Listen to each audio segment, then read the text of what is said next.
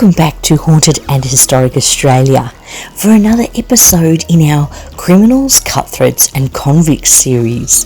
It's been a while since we posted last, so we hope you had a great Christmas and New Year's break.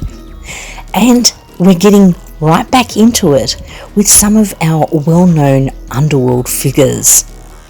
The A-Team. Starting off in this trio of troublesome men is Mr. Big, Lenny McPherson.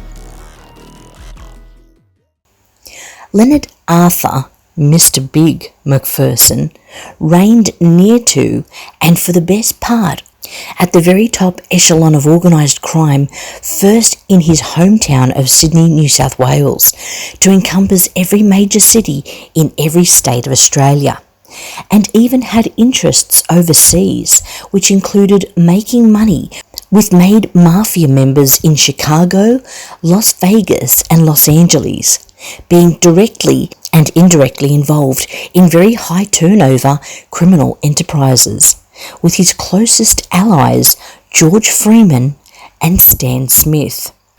Smith being very much the enforcer and feared hitman, used effortlessly by either George or Lenny, of which these three men made up the top and most powerful gangster trio, with Lenny, at least from an outsider's point of view, the standalone Mr. Big of organised crime in this country. But in reality, the three of them, Lenny, Stan Smith and George Freeman, were each in their own right crucial to the efficiency as the number one by far players in all major criminal mileau groups. Anyone looking to operate any organised criminal activity needed the blessing of the team before any money was made, for two reasons. Firstly, so that the team would be paid on a regular basis, a tribute for allowing these individuals to operate illegal casinos or SP books out of certain pubs, and to make sure that they didn't have others already paying the privilege. They cannot risk a conflict of interest, because that wouldn't make for a very good business at all. If a particular group of criminals, either with the knowledge or total ignorance of who the team is and just how far their tentacles will reach when protecting their personal interests, just starts an operation, and it's obvious to all it's making the ones involved substantial amounts of steady cash, and or is directly responsible for an already established and sanctioned operation losing any of its rightful earnings, then those involved would end up wishing that the police were to catch up with them first. Which we will find out as this story unfolds could also be just as deadly, especially when McPherson and Freeman need to make an example out of a few mugs who figured they were smart enough to get away without paying their dues, which usually meant certain death, cold-blooded and unsolved. And with a perfect alibi, the murder remained unsolved. In all areas of criminal enterprise across the board, their reputation as a group of people, individuals, or as a trio, struck fear into other criminals from street level to the top echelon of organised crime syndicates, whatever they specialised in. If you had a problem with one of them, you had a problem with all of them. They stuck together. They made it known that if you went for any one of them, you'd better take the three of them out, because the other two would get you very quick. And that was a very strong, very significant message that was sent, and certainly deterred people. There weren't too many that had the confidence they could take three out before they were killed. And behind them were countless stone-cold killers and hard hitters that were only too willing to be ready on short notice for anything the team needed in the nearly 40 years of their reign as the top dogs of Australian crime. Many tried and failed to take on the A-Team. In the end, the only thing that really retired them from being the top men was jail and death. And for Stan, the last man standing by almost 15 years. But it couldn't last forever, with two of the team passing away, George 1990 and Lennie, 1996, had died. One of those major takeovers of, among other things, of the King's Cross and eventual Oxford Street nightclub districts was John Ibrahim. This is the first part of a two-part video about the life and crimes of Leonord Arthur McPherson, with the other two top-tier gangsters to follow, collectively known as the A-Team or the Team. Lennie was born in Sydney on May 19th, 1921. He was the youngest child of 10, born to Mother Nellie and Father William, and the family lived in the inner west suburb of Balmain. Unlike today, back in the 20th century right up until the 1980s, the Balmain area of Sydney was a tough working class neighbourhood. Kids like Lennie, who were most at home running the streets, had to know how to handle themselves. There were many tough kids coming up in that area, and all wanted to make a name for themselves. A reputation as ever willing to fight and start throwing before anyone else, and with the element of surprise had a better chance at winning, and if they did, enjoying the benefit of it being word on the street that if you want to tangle with that kid, expect to be punched about for it. Lennie attended nearby Birch Grove Public School until he was 12. By this time, he was already in trouble with police, being placed on a good behaviour bond for stealing. Further offences in 1934, at age 13, would see him placed for a term in the infamous Mount Penang or Gosford Boys' Home, training home, like so many other of Sydney's hardened criminals had, including Chow Hayes, our original gangster, but a decade earlier. It was an awful place, rife with bullies, both other boys and the adults that were meant to reform them. However, with the beatings and rape that went on at this disgraceful place, it is no wonder those boys left that place never the same, and several grew to be cold-blooded killers. This stint in hell would not slow Lennie down. If anything, it ignited more of a fire inside him for mischief and malevolence. During the war years, Lennie's father had got him employment as a driller at Mort's Dock, enabling him to avoid being sent to war. However, he only remained employed there long enough to dodge the draft.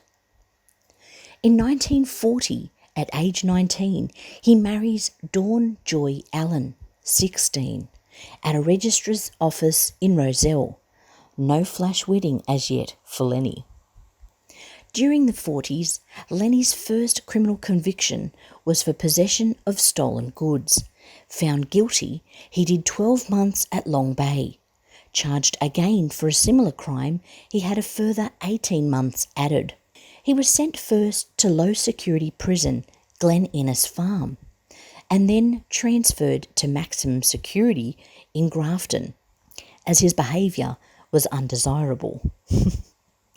Poor Dawn, lack of joy, Allen, appealed for her husband to be brought back to Sydney so as that she could visit with him. Despite being denied her appeal, he was transferred back to Long Bay after a few months. Suspiciously too, he was paroled after only doing 10 months of the 18. Despite being back with his wife, Lennie was no picnic to be around. It wasn't a match made in heaven by any means, as Lennie began to drink heavily, cheat on and abuse his wife regularly.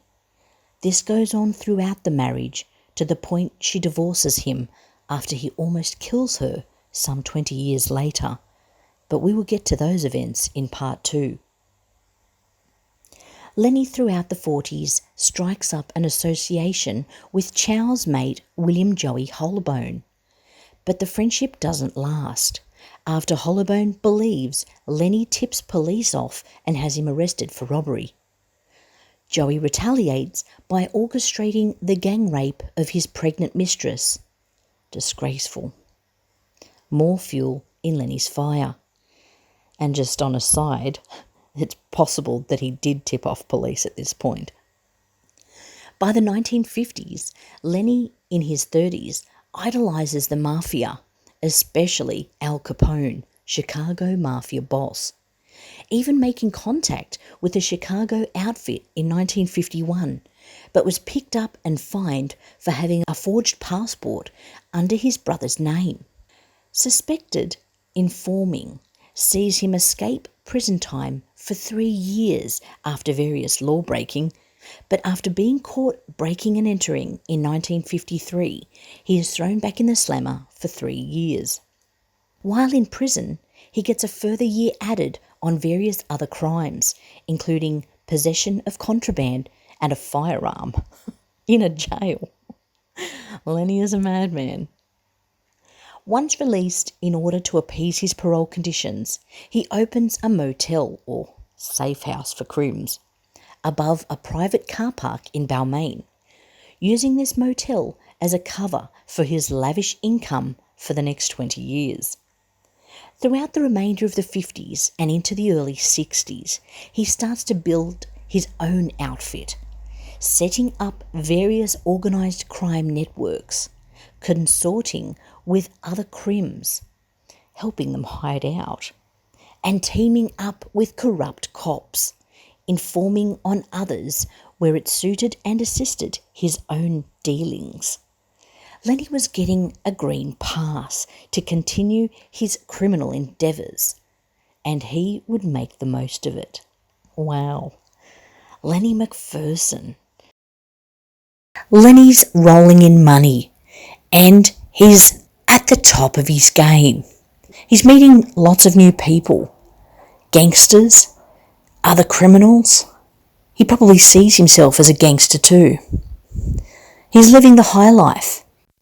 Living in Gladesville as an adult with Dawn, Lennie would have witnessed the building of the Gladesville Bridge, its enormous size, and it took many years to build. Just like Lennie's empire, which has now come to fruition. But Lennie isn't happy with all aspects of his life. And when he comes home one night and the dinner's not ready, he gets irate at Dawn, hitting her, drinking heavily as he always does, and he even lets off a shot into a pot cooking on the stove. This must have been a terribly scary ordeal for Dawn. I don't believe they had any children together, thankfully. Lennie finishes beating on her and must just leave. Dawn calls on her father for help. He takes her out of there. She wants to press charges, but Lennie's contacts in the police force advise her against this. At this point, she just wants out. Lennie is a dangerous man now. She signs over her half of their home. This brings about the end of this toxic 20 years for Dawn, a chance to start over. And she does. For Lennie, this frees him of a relationship he didn't want to be in anymore. And with so many lovely ladies about, he's free to date any of them, or all of them if he wishes. But one woman stands out in particular, Marlene. And she joins him on this wild ride, which we will get to in part 2. If you're enjoying this episode, give it a like and also subscribe if you haven't already. Stay tuned when we come back for part 2 of Lennie, as well as the stories of the other members of the A-Team, George Freeman and Stan the Man Smith. Let's see what happens in part 2 when an abused young man raises an empire unstoppable. No one is safe, not even his own mum. Brace yourself and tune in again for more.